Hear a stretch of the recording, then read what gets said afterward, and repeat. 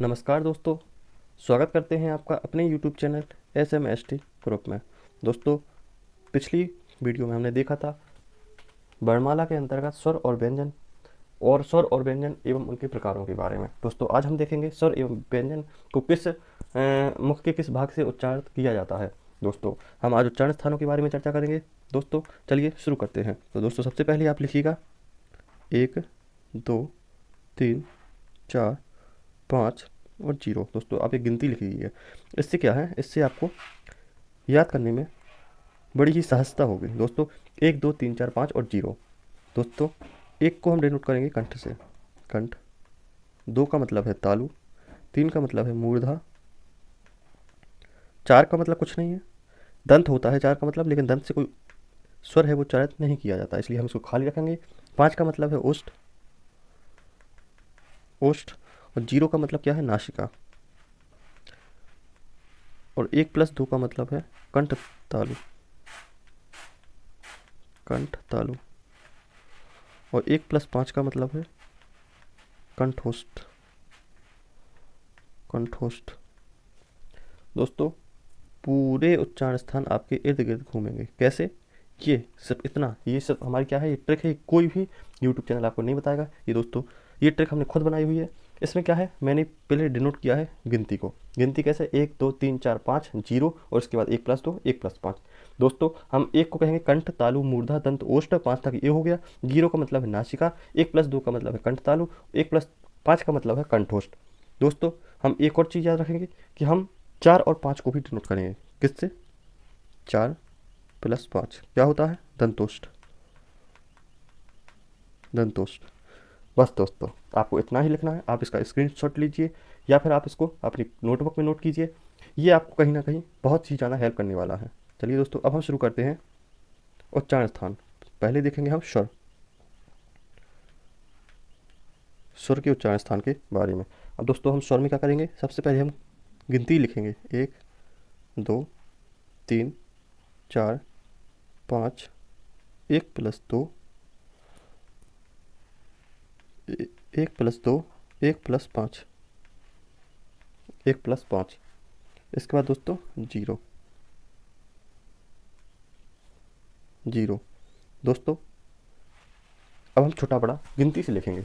ये तो आपको पता ही है कि इसका मतलब क्या होता है, कंठ। इसका मतलब तालु मूर्धा दंत ओष्ठ। इसका मतलब है कंठ तालु। इसका मतलब क्या है, कंठ ओष्ठ। इसका मतलब क्या है, 0 का नासिका। अब चलिए अपन वर्णमाला भी लिखते हैं। कैसे, स्वरों को लिखेंगे पहले। छोटा अ, बड़ा अ। 2 में क्या है, छोटी ई, बड़ी ई। 3 में क्या है, रिरी। क्या है दोस्तों, रिरी। चौथा दंत से बोला जाता है, लेकिन चौथे में कुछ नहीं है, क्योंकि किसी भी स्वर का उच्चारण दंत से नहीं किया जाता है। दोस्तों, ये नोट करके लिख लीजिएगा आप, नोट।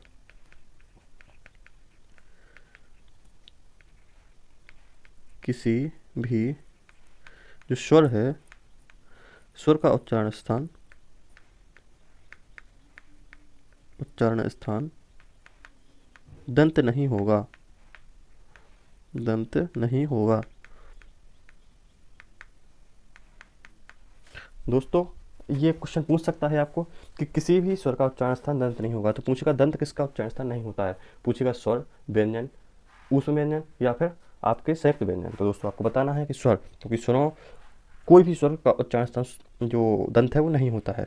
अब इसके बाद 5, इसको दोस्तों हम साफ कर दें।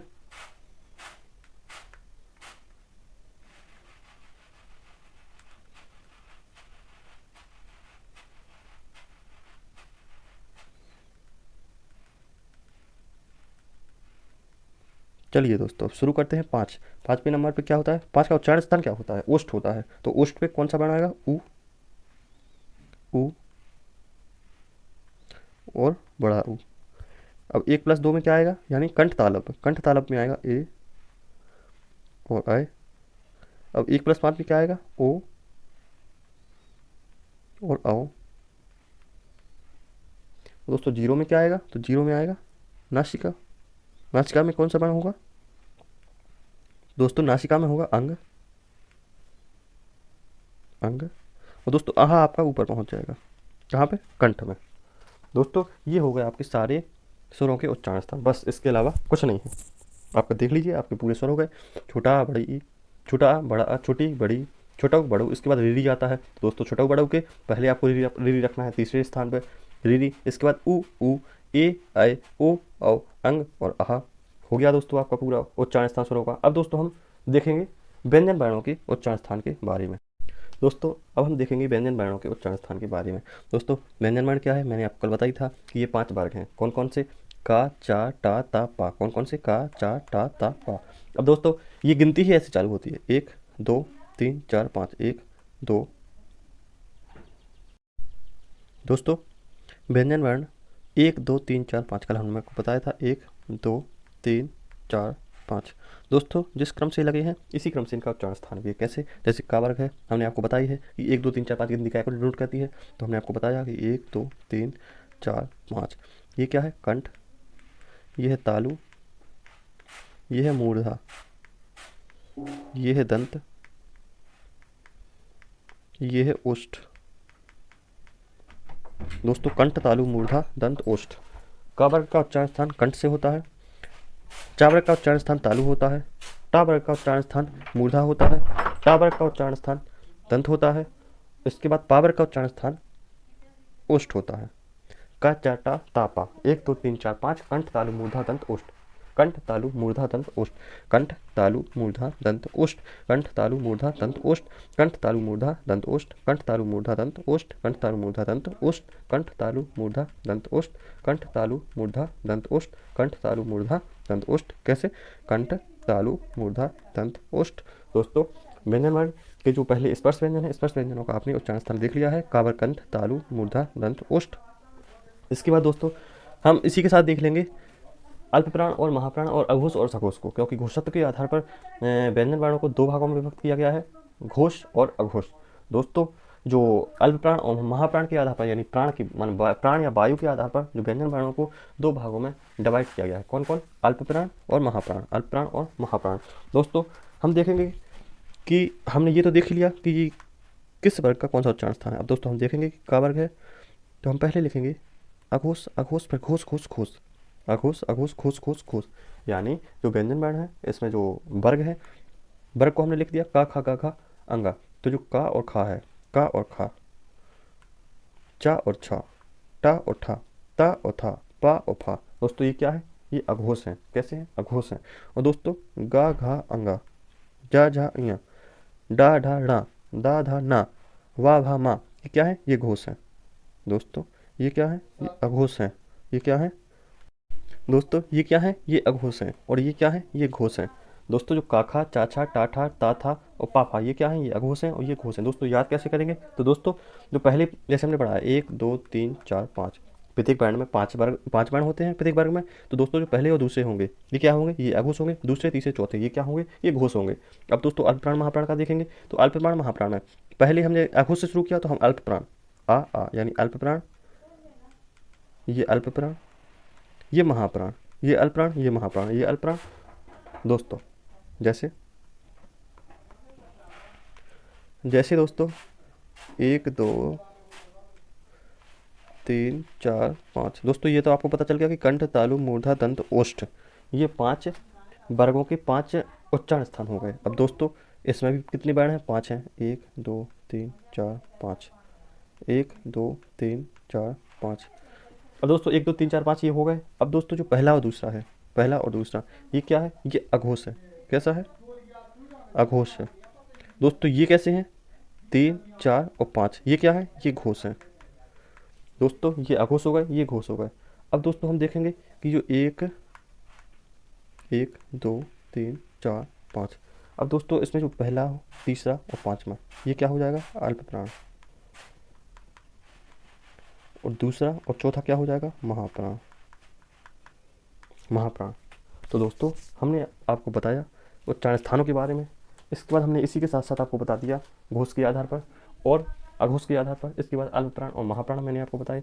अब दोस्तों जैसे हम कल ख़त्म हुए थे, हमने कल ख़त्म किया था पहले स्पर्श व्यंजनों को, इसके बाद क्या आए थे? अंतस्थ व्यंजन। अंतस्थ। दोस्तों अंतस्थ में क्या था? अंतस्थ में था या, रा, ला, बा अब दोस्तों या रा लावा है, जिसमें या और बा क्या थे, अर्ध स्वर थे। रा लुंठित या कंपित था। ला क्या था, पार्श्विक था।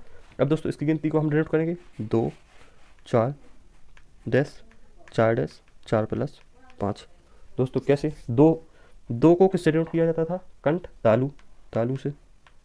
4 डैश को कैसे डिनोट किया जाता था, तो दोस्तों जो 4 डैश था, 4 को तो किया जाता था नासिका से, 4 को नासिका, 4 को किससे, तो 4 को नासिका से। और 4 डैश को दंत मूल, 4 डैश 4 डैश को किससे, दंत मूल, दंत मूल से। तो दोस्तों जो रा है ये दंत मूल से बोला जाता है, और जो ला है ये भी आपका दंत मूल से बोला जाता है।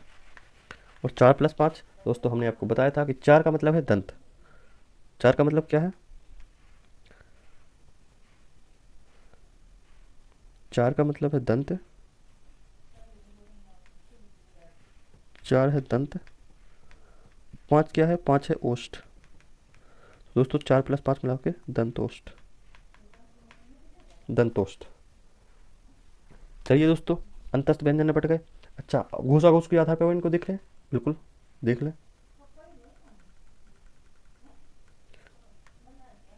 या रा ला बा, ये तो हमने देख लिया कि 2 4 डैश 4 डैश 4 प्लस 5, ये तो इनके हो गए उच्चारण स्थान। अब दोस्तों हम इनको घोष और घोष के आधार पर भी देखेंगे। तो दोस्तों या रा ला बा हमने कहाँ से ख़त्म किया था, हमने पहले देखा था कि अघोष अघोष अघोष घोष घोष घोष। तो दोस्तों घोष पे ख़त्म किया, तो घोषे पे हम चालू करेंगे, घोष। अब दोस्तों ख़त्म काय पे किया था, घोष पे ख़त्म किया था, घोष से चालू करेंगे। वो किस पे था, अल्प प्राण महाप्राण, अल्प प्राण महाप्राण, अल्प प्राण महाप्राण, अल्प प्राण। तो दोस्तों अल्प प्राण से हम शुरू करेंगे। ये दोस्तों ये कोई ट्रिक नहीं है, ये सब आपने बताने का तरीका है और चीज़ों को आसान करने का तरीका है। ये इतना सिस्टमेटिक रूप से, साइंटिफिक रूप से हमने आपको बताया है, ये आपको कोई नहीं बताएगा कि हमने यहाँ से ख़त्म किया कैसे, घोष से, घोष और अल्प प्राण से। तो यहाँ घोष और अल्प प्राण से हमने अंतस्थ व्यंजनों को चालू कर दिया। ये हमने चालू नहीं किया, ये होते ही हैं एक्चुअली। चलिए दोस्तों इसके बाद हम आते हैं स्पर्श व्यंजन, संघर्ष व्यंजन, संघर्ष या ऊष्म। ये कौन कौन से थे, शा शा शा हा। दोस्तों हमने आपको बता दिया था कि शा कितने प्रकार के होते हैं, 3 प्रकार के होते हैं। ये कौन सा शा है, मूर्धन शा। ये कौन सा, तालव्य शा। ये कौन सा, दंती शा। और हा। दोस्तों अब इसका क्या है ट्रिक, तो 2 3 4 डैश और 1। दोस्तों 4 डैश का मतलब क्या है, दंत मूल। 2 का मतलब क्या है, तालु। 3 का मतलब क्या है, मूर्धा, कंठ तालु मूर्धा दंत उष्ठ। और 1 का मतलब क्या है, 1 का मतलब है आपका कंठ। जी दोस्तों, तो हा किससे बोला जाता है, सबसे ज़्यादा पूछा जाता है, वेरी वेरी इंपॉर्टेंट। हा कंठ से बोला जाता है, हा का उच्चारण स्थान क्या है, कंठ है। अब दोस्तों ये तो हमने देख लिया। अब अघोष, घोष, अल्पप्राण, महाप्राण भी इसी के साथ देख लेते हैं। तो ये कौन सा था, शा शा सा शा शा हा। ये दोस्तों क्या हो, ये हैं आपके अघोष, ए ए ए, ये 3 क्या है, शा शा शा, ये है अघोष। ये क्या है, अघोष है। और दोस्तों क्या है, महाप्राण है, महाप्राण है। और दोस्तों जो हा है ये क्या है, ये घोष है, हा घोष है। और ये क्या है, ये भी महाप्राण है। दोस्तों शा शा शा ये क्या है, अघोष और महाप्राण। और जो हा है ये घोष और महाप्राण। इसकी हमने आपको ट्रिक बताई थी, क्या है, 2 3 4 डैश और फिर 1। अगर हम इसको ऐसे नहीं तो इसको उल्टे से लिख ले, कैसे, शा शा शा शा हा। यहाँ से गिनती चालू कर दें, 1 2 3 4 डैश। ये तो और सिंपल है दोस्तों, ठीक है। इसके बाद हम देखेंगे अघोष और घोष हमने देख लिया जी। अब हम आपको बताएंगे एक कंप्लीट रिवीजन, कैसे।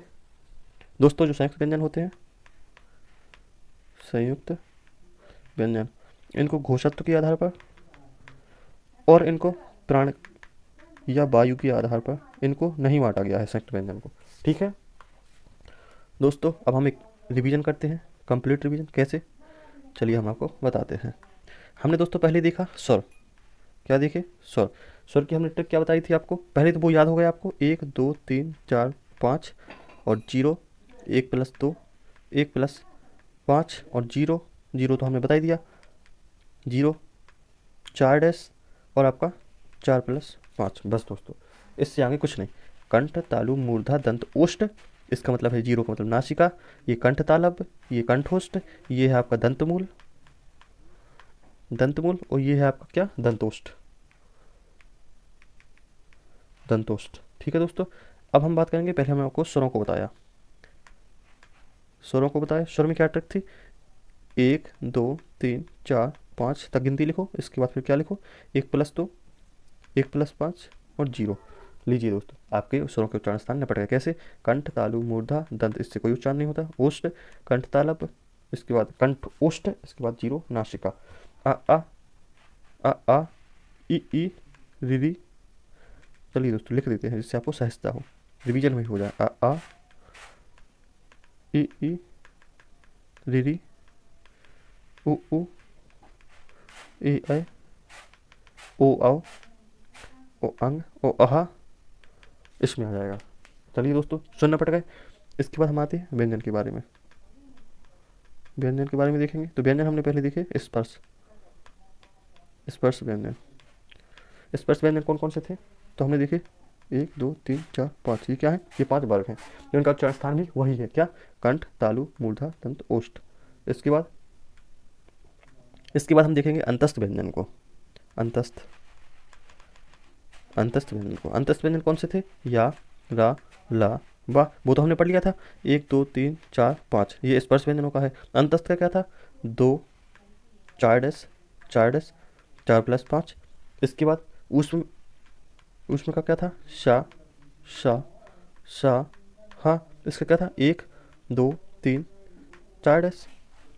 ठीक है दोस्तों, कंठ तालु मूर्धा दंत ओष्ठ, इसका मतलब है तालु, इसका मतलब है दंतमूल, इसका दंतमूल, इसका मतलब क्या है, इसका मतलब है आपका दंत ओष्ठ, इसका मतलब क्या है, कंठ तालु मूर्धा, मूर्धा ये क्या है, दंतमूल। दोस्तों क्विक रिवीजन में हमने आपको बताया स्वरों के बारे में, स्वरों के उच्चारण स्थान के बारे में, और दोस्तों घोष और अघोष के आधार पर और इन्हें देख लीजिए, किनको, व्यंजनों को,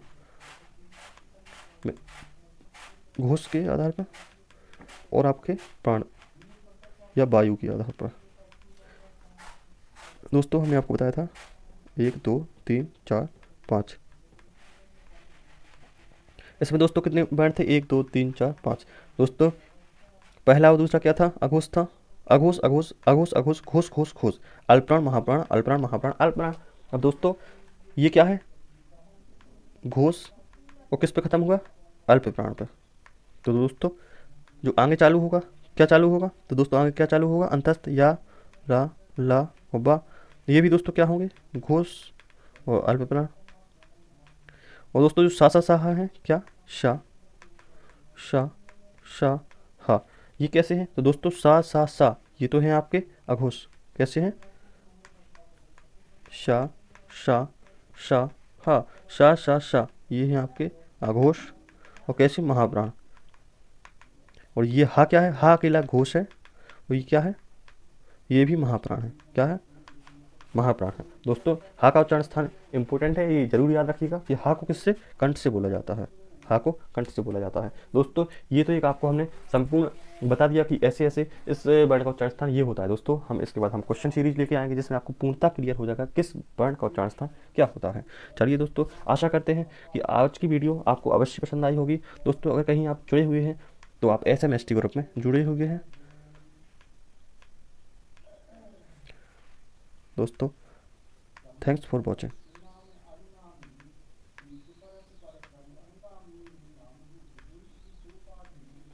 सब्सक्राइब करें दोस्तों, थैंक यू।